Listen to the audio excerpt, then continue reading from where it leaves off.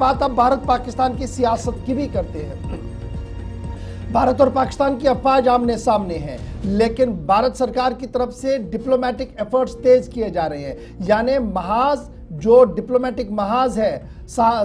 جس طریقے سے وہاں پر بیک ٹو بیک کامیابیاں بھارت کو مل رہی ہے، وہیں پر روس کا بھی ایک اور بڑا بیان سامنے آیا ہے، اور سفارتی محاذ پر ایک اور کامیابی لیتے ہوئے روس کی طرف سے یہ صاف کر دیا گیا ہے کہ وہ بھارت پاکستان کے موجودہ تناؤ پر تشویش مند ہے اور چاہتا ہے کہ بھارت اور پاکستان دونوں جوہری ملک ہیں، ڈپلومیٹک چینلز یعنی سفارتی چینلز کے ذریعے سے اس مسئلے کا حل نکالیں۔ روس کے فارن منسٹر کا بڑا بیان سامنے آیا، اور یہ بیان تب سامنے آیا جب انہوں نے ڈاکٹر ایس جے شنکر کے ساتھ ٹیلی فونک گفتگو کی ہے، اور اس ٹیلی فونک گفتگو کے بعد روس نے آفیشلی اپنا بیان جاری کرتے ہوئے یہ صاف کر دیا کہ ہم چاہتے ہیں کہ معاملہ حل ہو، لیکن بجائے جنگ کے مذاکرات کا دروازہ کھول کر اور ڈپلومیٹک چینلز کے ذریعے سے اس کا راستہ نکالا جا سکے۔ نصف درجن سے زائد ایسے وزرائے خارجہ ہیں جن کی ٹیلی فونک گفتگو ہوئی ہے وزیر خارجہ ڈاکٹر ایس جے شنکر کے ساتھ۔ کچھ ایسے لوگ جنہوں نے پہلے پاکستان میں بھی اسلام آباد کے ساتھ رابطہ کیا کہ موجودہ صورتحال میں کشیدگی کم کی جائے، جنگ کی طرف دو جوہری طاقتیں نہ بڑھیں۔ کل ہم نے آپ کو بتایا تھا کہ یورپی یونینز کے کمشنر اور سوئٹزرلینڈ کے جو وزیر خارجہ ہیں، فارن منسٹر ہیں، انہوں نے پاکستان سے اور اس کے بعد بھارت سے بھی بات کی تھی۔ ادھر دوسری طرف آپ دیکھیں گے تو آج سب کی نظریں اس بات پر تھی کہ آیا روس کا کیا موقف ہوگا۔ تو ایک تو پہلگام حملے کی کھل کر مذمت، دوسرا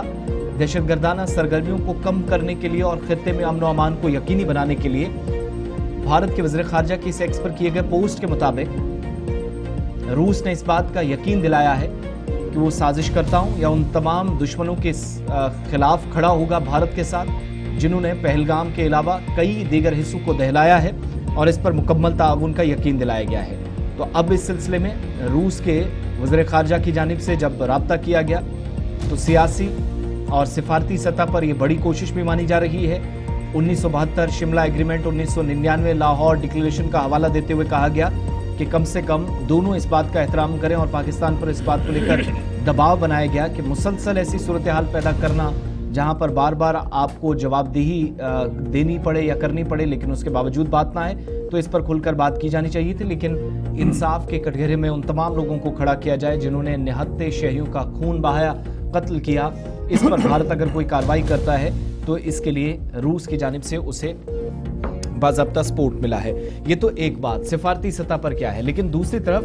اب سفارتی سطح پر ان اقدامات کے بعد بھارت اور پاکستان کے درمیان تعلقات اتنے خراب ہو گئے ہیں، جو لاسٹ آپشن بچا تھا کہ تجارت دونوں ممالک کی ہو رہی تھی، لوگ ادھر سے ادھر جا رہے تھے، لوگوں کا آنا جانا بند ہونے کے بعد، اپنے اپنے گھروں کے لوٹنے کے بعد تجارتی راستے بھی بند کر دیے گئے۔ سندھ تعصابی معاہدے کے بعد بھارت پاکستان تجارتی سرگرمیاں اب مکمل طور پر بند ہوتی دکھائی دے رہی ہیں، کیونکہ بھارت کی جانب سے کل ایک فیصلہ لیا گیا اور اس کے بعد ایک اور فیصلہ ہوا۔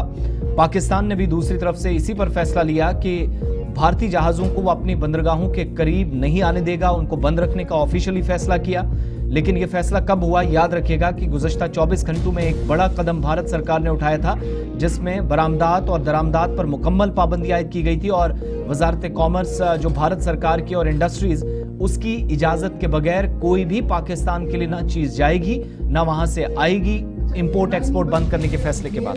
یعنی میل پارسل جو چٹیاں آئی جاتی تھی، پارسلز آتے، ان پر بھی پابندی بھارت سرکار کی طرف سے لگا دی گئی تھی، اور اسی کا ہم نے دیکھا کہ پاکستان نے بھی رات دیر گئے فیصلہ لیا ہے، اور انہوں نے صاف کر دیا کہ ان کی بندرگاہوں کے آس پاس بھارتی جہاز کو لنگر انداز ہونے کی اجازت نہیں دی جائے گی۔ اور پاکستانی اخباروں کے مطابق یہ فیصلہ تب لیا گیا جب بھارت اور پاکستان کے لوگ اس وقت آمنے سامنے بھی ہیں، دونوں طرف کی باتیں ہو رہی ہیں، سیاسی محاذ پر اپنی باتیں ہو رہی ہیں، لیکن عسکری محاذ پر فوجیں آئی بال ٹو آئی بال پر آ چکی ہے۔